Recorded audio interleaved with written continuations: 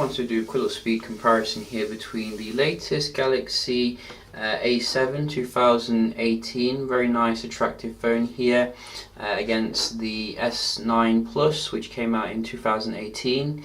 You can get the S9 Plus and the S8 Plus for a lot cheaper now, probably approaching the level of the A7. So I just wanted to see, is it worth it here to get the previous flagships over the A series, which could be an interesting question. So with the new A7 2018, you are getting Exynos processor. I don't think it's as powerful as the ones you get in the S9 Plus here, which is very nice and fast still, as you can see, booting up much quicker here. You're also getting the very nice edge-to-edge display, which is curved on the S9 Plus, as well as different kind of button arrangement. You got your power button here, volume buttons on the left, and the Bixby button. And then on the A7, you do have like an kind of inwards power button, which is quite nice actually. A little bit of a change, and the volume rockers on the right. I don't think you get a Bixby button, and you get the old type charging, which is a bit disappointing. We do get 3 cameras though, as you can see. We don't get that on the S9 Plus, as well as the dual support, as you can see, dual SIM. So that is quite nice. Let's have a look how they do compare. We're just going to open up a few basic apps and then see if we can see anything. So let's open up Dialer. So you can see very quick on the S9, and again camera. Yeah, you can already see, just opening up 3 apps, I mean how much difference there is here. It's like night and day. S9 just looks like it's running on a completely different platform, which it probably is. Some third-party apps here. In terms of display, I'd probably give it to the S9. It just looks a little bit more high quality OLED, which makes sense given that it is a more expensive phone, and that you know, is the usual thing year to year. But you can see with pretty much all of these apps, the S9 Plus is dominating.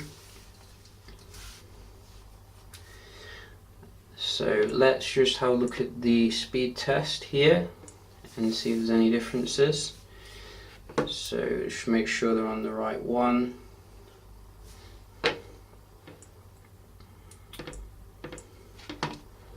This one, there we go. And let's just run this. We do get I think 5G support here with the A7, so that should be pretty good, and that you know, is what you expect from a phone nowadays. But I don't think you are going to be getting the higher end audio that you do get with, you know, higher end phones like aptX HD and things like that. If you're into your headphones, the sound quality is probably not going to be quite as good as what you get on the S9 Plus and the Note, etc.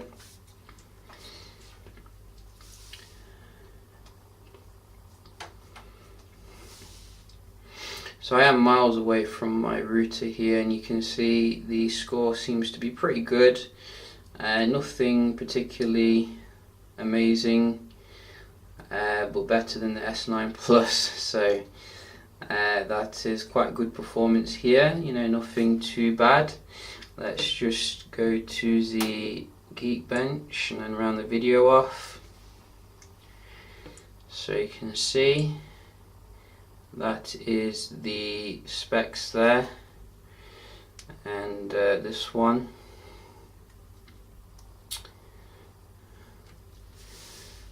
So while they're running that, I can just show you, you can really see the performance difference.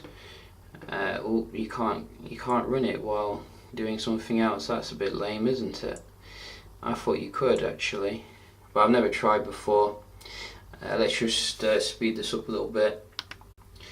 So you can see here the S9 not messing around, much faster in terms of the Geekbench, leaving the A7 2018 completely standing.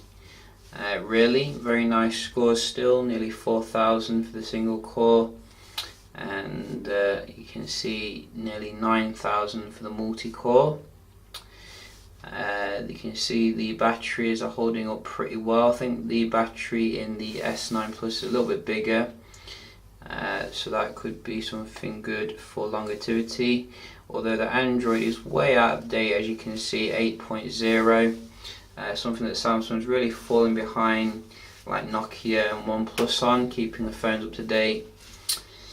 But you can see, you know, in terms of the raw spec here, this is a fantastic difference, with the A7 getting a decent score for a mid-range phone. It's not, you know, terrible or anything. It's going to be decent enough for day-to-day use, but it's still way off the mark of the previous year's flagship, which is why I would still suggest going for, you know, your S9 Plus, your S8 Plus, your Note 8, things like that, instead of the A phone, unless you absolutely must have the latest, you know, look here, which does look quite nice, I gotta say. I think also obviously you do have that wide kind of camera. Is it somewhere in here? Let's have a look. So there's absolutely so many settings here. It can be a little bit confusing where it is, but it does say on the box that you can do like a wide shooting mode somewhere, so it doesn't jump out at me though. I mean, maybe it is kind of somewhere, and that is not the way to do it.